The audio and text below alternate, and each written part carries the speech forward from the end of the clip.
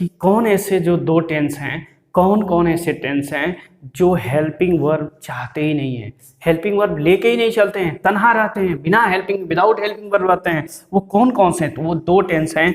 एक है, मैं यहाँ क्या लिख दे रहा हूँ, एक मैं लिख दे रहा हूँ, ध्यान दीजिएगा, present, present indefinite, present indefinite का सिंपल सेंटेंस, प्रेजेंट इंडिफिनिट का सिंपल सेंटेंस जो होगा वो हेल्पिंग वर्ब नहीं लेगा, ये ध्यान रखिएगा। प्रेजेंट इंडिफिनिट का सिंपल सेंटेंस हेल्पिंग वर्ब नहीं लेगा। कई बार आपको मेन वर्ब में यस या यस जुड़ा हुआ मिलेगा, ये ध्यान रखिएगा, मेन वर्ब में यस या यस जुड़ा हुआ मिलेगा। और जो मेन वर्ब होगा वो क्या होता है, यस किस में लगता है, फर्स्ट फॉर्म में, ये ध्यान रखिएगा, मेन वर्ब के फर्स्ट फॉर्म में। और दूसरा जो होता है वो क्या होता है, पास्ट इंडिफिनिट, पास्ट इंडिफिनिट का सिंपल सेंटेंस, पास्ट इंडिफिनिट का सिंपल सेंटेंस जो होता है वो कोई भी हेल्पिंग वर्ब का प्रयोग नहीं करता है, अर्थात वो एक और काम करता है, वो क्या करता है, मेन वर्ब का सेकेंड फॉर्म लेता है, मेन वर्ब का सेकेंड फॉर्म होगा। अब मेन वर्ब का सेकेंड फॉर्म ये लेता है, केवल और केवल यही एक ऐसा टेंस है जो मेन वर्ब का सेकेंड फॉर्म का इस्तेमाल करता है। जैसे अब देखेंगे, अब इसके एग्जाम्पल को अगर मैं देखूं, मैं इसके एग्जाम्पल को देखूं कि कई बार एस या यस आएगा, कई बार नहीं आएगा। ये जो एस या यस आता है ना, वो he subject, she subject, it subject और कोई सिंगुलर सब्जेक्ट होगा, कोई सिंगुलर सब्जेक्ट होगा, उसके साथ मेन वर्ब में यस या यस लगता है। यस कहाँ लगता है, अगर वर्ब में ओ सी एच ये सब आता है तो उसमें यस लग जाएगा, वो हम लोग कभी बातचीत कर लेते हैं। लेकिन पहले की एग्जांपल में लेता हूं, जैसे the sun rises, the sun rises in the east, यहां ध्यान दीजिएगा।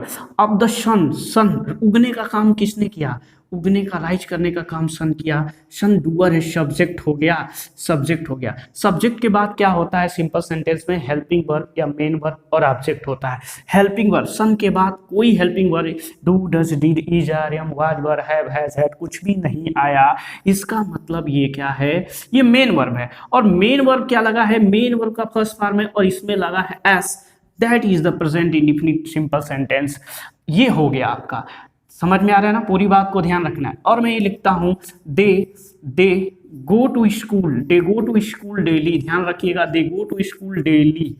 यहां अगर मैं बात देखता हूं, दे प्लूरल सब्जेक्ट हो गया, प्लूरल सब्जेक्ट, प्लूरल सब्जेक्ट हुआ, सब्जेक्ट के बाद आना चाहिए हेल्पिंग वर्ब, हेल्पिंग वर्ब है नहीं, गो है, गो है मेन वर्ब का फर्स्ट फॉर्म, गो है मेन वर्ब का फर्स्ट फॉर्म, लेकिन प्लूरल सब्जेक्ट होने के कारण इसमें एस या एस नहीं लगा और इसके पहले कोई हेल्पिंग वर्ब नहीं लगा। This is only and only present indefinite simple sentence, ठीक है ना, ये इंपॉर्टेंट पॉइंट था इसमें। अगर मैं इसका लेता हूं पास्ट इंडेफिनिट का सिंपल सेंटेंस जो मेन वर्ब का सेकंड फॉर्म लेता है, तो एक एग्जांपल लेता हूं कि राम किल्ड रावण, मार दिया जान से रावण ने, रावण ने,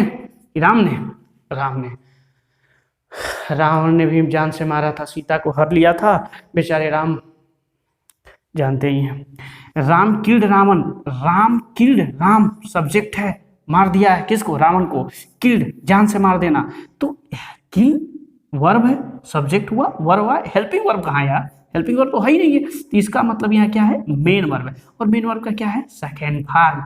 तो अब जैसे ईडी लगा आप सोचेंगे ये कैसे सेकेंड फॉर्म, मैं आपको थोड़ा सा इन्फॉर्मेशन यहाँ दे रहा हूँ, यहाँ दे दो, यहाँ दे देता हूँ। देखिए किसी भी वर्ब में ईडी लगा होगा, किसी भी वर्ब में ईडी लगा होगा तो उसका सेकेंड फॉर्म और थर्ड फॉर्म सेम होगा, सेकेंड फॉर्म और थर्ड फॉर्म जो होगा वो क्या होगा, सेम होगा। जैसे यहाँ मैं आपको लिख देता हूँ, ईडी लगा है, ईडी लगा है, सेकेंड फॉर्म और थर्ड फॉर्म सेम होगा, सेकेंड फॉर्म और थर्ड फॉर्म क्या होगा, सेम होगा। जैसे अगर मैं देखूं राम किल्ड रावण, तो राम किल्ड रावण, किल्ड जो है यहाँ सेकेंड फॉर्म है, थर्ड फॉर्म कहना गलत होगा, क्यों, क्योंकि हेल्पिंग वर्ब नहीं है। अगर यही कहता कि ही हैज किल्ड मी या एनीबॉडी या अ गोट, बकरी कर सकते हैं ना एक बकरी, तो he has killed a goat, he has लिख दो यार, नहीं तो he has killed a good.